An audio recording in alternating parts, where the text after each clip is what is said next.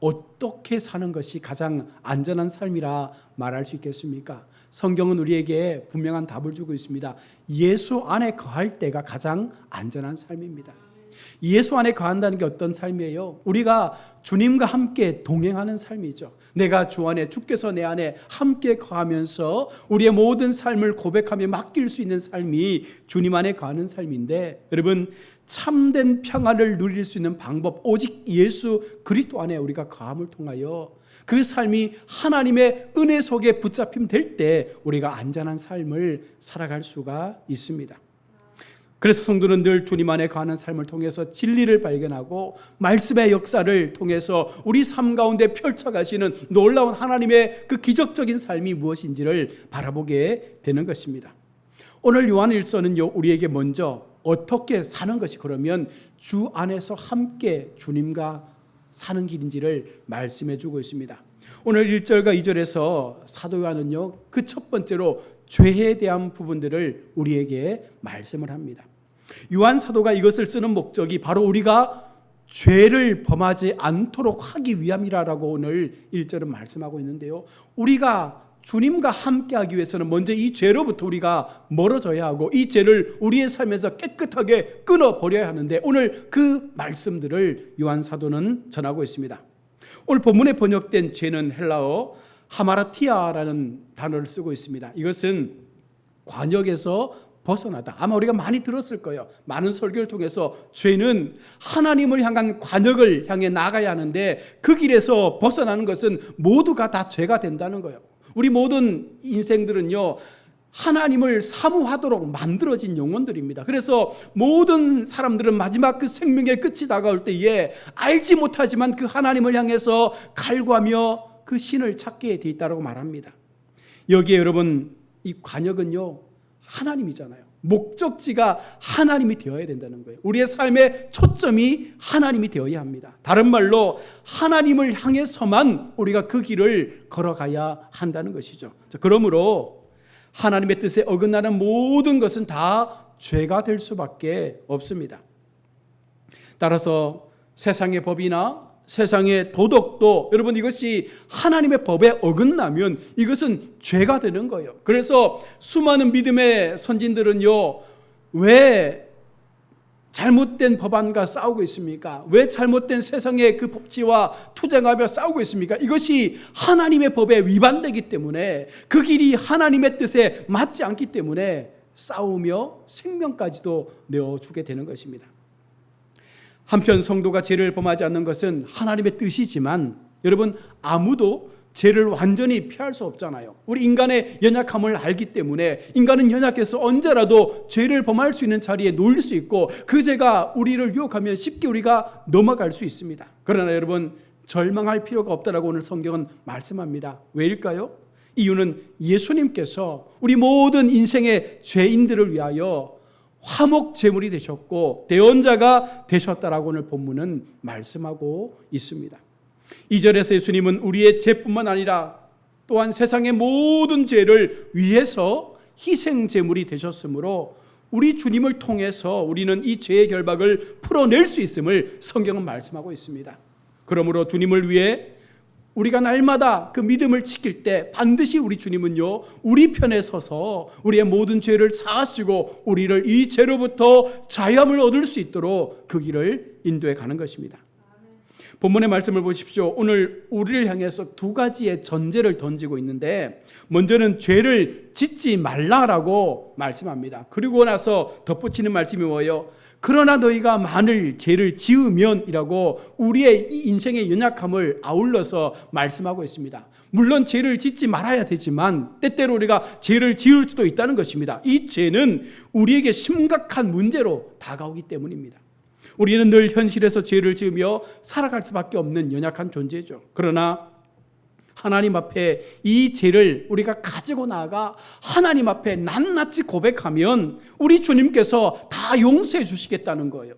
이유는 우리 주님이 우리의 대언자가 되시기 때문에. 여기서 말씀하고 있는 대언자는 변호사잖아요. 우리의 변호사가 되셔서 우리가 주님 앞에 그 죄를 다 고백하면 우리 주님께서 하나님 앞에 우리가 이와 같은 죄를 지었지만 주님, 내가 이들을 변호합니다. 이들을 용서해달라고 우리 주님께서 그렇게 우리 편이 되어주시겠다 말씀합니다. 대언자란 헬라어로 파라클레토스라는 단어를 씁니다. 이것은 옆으로 부르심을 받은 분이라는 거예요. 다시 말하면 우리 주님은 늘 우리 옆에 계셔서 한시도 떨어지지 않고 늘 우리 삶 가운데 우리를 보호하시고 우리를 지키시고 우리를 변호하시고 우리를 대신해서 마지막 죽음까지도 내어주실 수 있는 그와 같은 분임을 말씀하고 있는 거예요. 마귀는 우리의 죄를 들추어서 참수하고 우리를 조롱하지만 우리 주님은 그것을 감추시고 용서하시고 우리를 덮어주시고 다시금 주의 거룩한 구원으로 인도하기 위해서 우리를 이끌어 가시는 분이십니다. 우리가 예수 그리스도를 믿는 순간 예수님은요, 우리의 보호자가 되시고 우리의 도움이 되시고 우리의 과거와 현재와 우리의 미래의 모든 죄를 용서해 주시고 우리를 의롭다라고 그렇게 불러주신다라고 성경은 말씀하고 있습니다. 이것은 성경에서 말하는 칭의의 규리라고 말할 수 있죠. 우리를 하나님의 거룩한 자녀라, 우리를 하나님의 거룩한 아들이라, 자녀라, 딸이라 그렇게 불러주시면서 그렇게 하나님은 우리를 자녀 삼아 주신다는 거예요. 하나님은 우리가 예수님을 믿는 그 순간부터 우리의 죄의 모든 그 악함들을 다 씻어주시고 성화토록 도와주는 것입니다. 오늘 본문은 죄의 그 모습 속에 우리의 성화의 과정 속에서 나타나고 있는 죄예요. 우리가 예수를 믿고 난 이후에 우리 속에 반복적으로 일어나는 그 모든 죄들이 우리를 괴롭게 할 때 여러분 그것 때문에 무너지지 말라는 거예요. 하나님이 우리 편 계신데 하나님께서 우리의 옆에서 늘 보호자가 되어주시고 변호자가 되어주시는데 왜 염려하고 근심하느냐? 그러지 말라는 것입니다. 열심히 주님 앞에 주님의 그 동행을 믿으며 우리가 기도한다면 우리는 반드시 이 죄로부터 벗어날 수가 있다는 것입니다. 예수님은요 철저하게 우리의 죄를 부인하지 않습니다.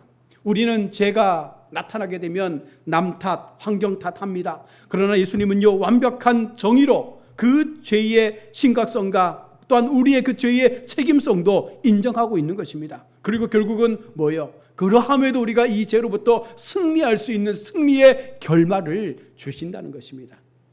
예수님은 죄는 그대로 인정하심으로 정의를 세우시면서 동시에 죄인으로 우리를 불쌍히 여기시고 긍휼을 베푸시는 그 은혜를 함께 우리 가운데 보여주십니다. 이것이 바로 의로우신 예수님의 모습이에요. 우리는 변호사이신 예수님을 통해서 하나님의 은혜의 보좌 앞으로 담대히 나아갈 수 있는 힘을 얻게 되었습니다. 또한 때를 따라 돕는 놀라운 하나님의 그 은혜의 경험들을 날마다 하나님은 우리 가운데 부어주고 있다는 거예요. 여러분 이것을 경험하지 못한 채 신앙생활을 한다면 이것은요 허투루 하나님을 믿는 거예요. 내가 예수님을 믿으면서도 내 마음에 불안이 있습니까? 내가 예수님을 믿으면서도 내 속에 죄에 대한 공포가 있습니까? 내가 예수님을 믿으면서도 이 죄 때문에 도무지 일어날 힘이 없습니까? 여러분 이것은 잘못된 신앙이에요. 예수님을 믿고 나면 예수님을 나의 구주로 믿으면 우리는 이 모든 죄로부터 넉넉히 이길 수 있는 힘을 부여받게 되는 것입니다. 그러니 염려하지 말고 좌절하지 말고 죄에 두려워하지 말고 예수의 이름으로 선포하면 되는 것입니다. 내가 나사렛 예수의 이름으로 명할 때에 나를 둘러싸고 있는 모든 죄의 악함들이 떠나가고 우리를 올매여 있던 그 죄의 사슬들이 끊어지는 역사가 나타날지어다. 여러분 이와 같은 은혜의 선포가 있어질 때 우리는 더욱더 죄로부터 자유로워질 수가 있는 것입니다. 여러분 지금 죄로 인해서 고민하고 있습니까? 아무리 씻으려고 해도 씻을 수 없는 그 죄책감 때문에 힘들어하고 있습니까? 죄와 벌이 여러분 두렵습니까? 여러분 천국 법정에서 우리를 변호해 주시는 주님을 바라보시길 바랍니다. 주님을 바라보시면 주님이 그 모든 우리의 두려움들을 다 덮어주시고 싸매어주시고 우리를 대신하여 변호해 주실 것입니다.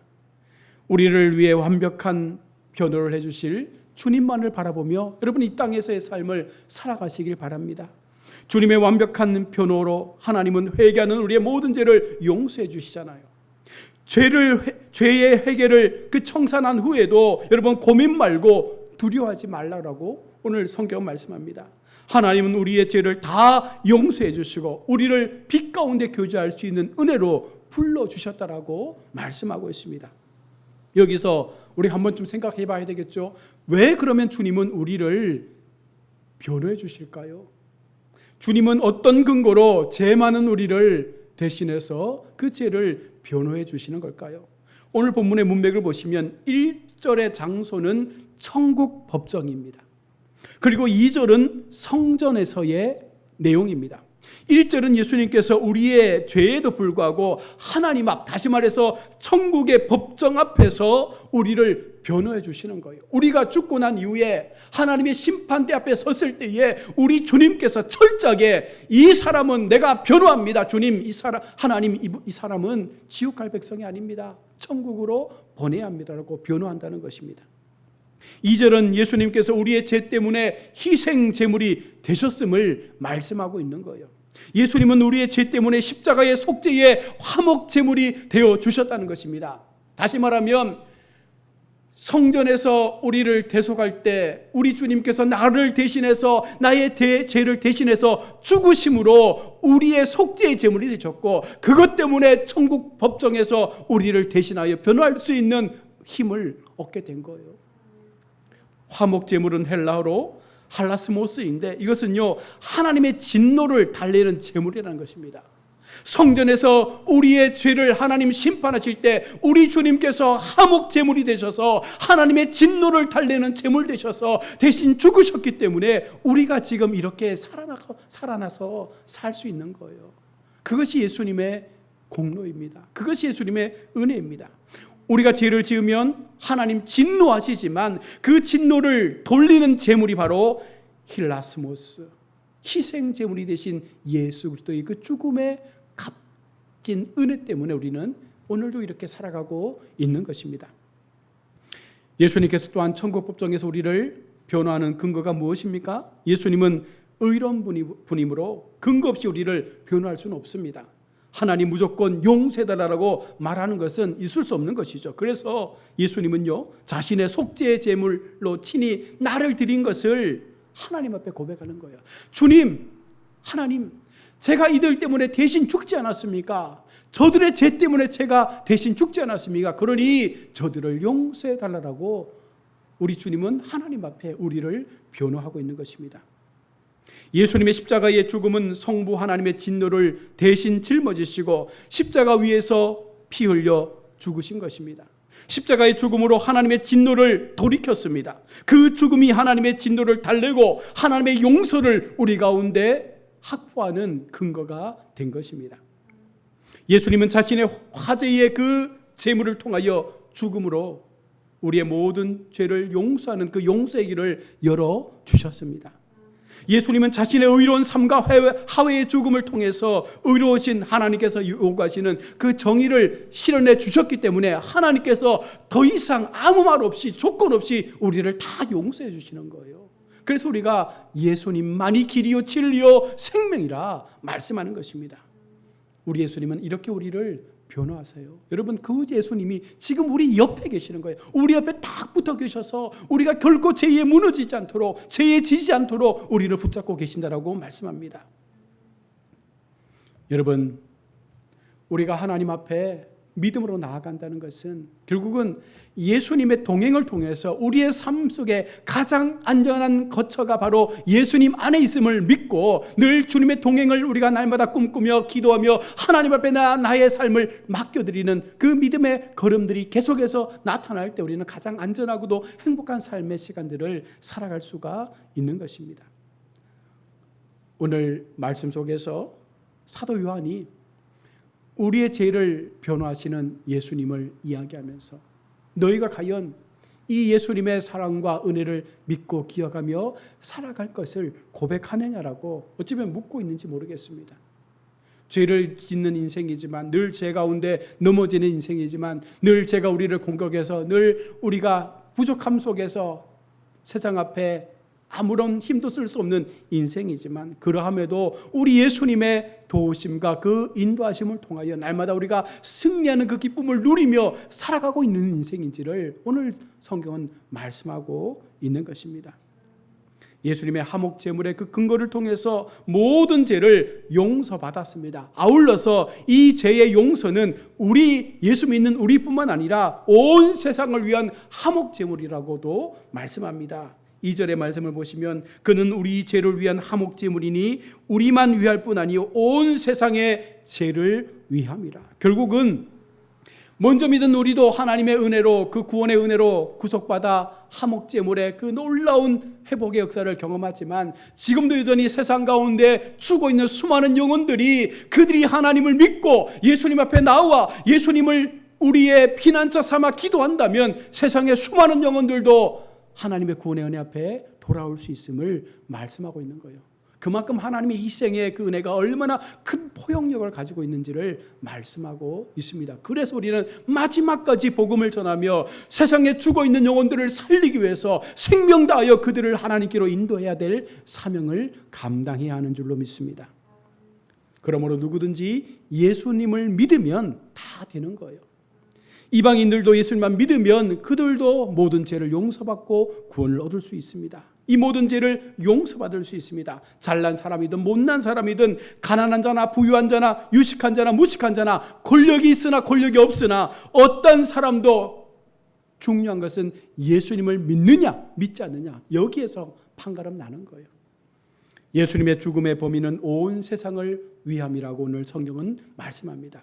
예수님의 죽음의 의도는 믿는 사람뿐만 아니라 믿지 않는 사람들에게도 이 하나님의 은혜는 함께 포함이 되는 것입니다.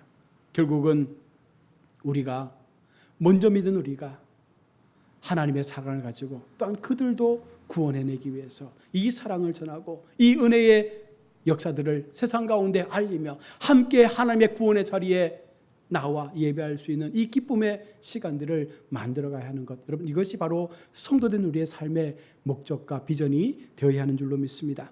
말씀을 맺습니다.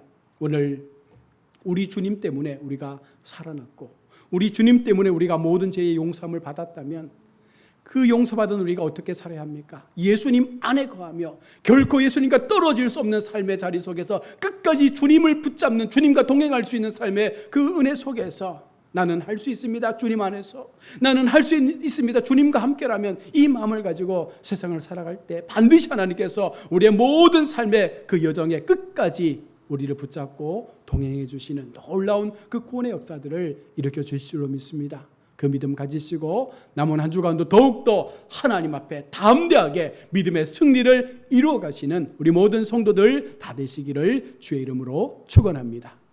아멘.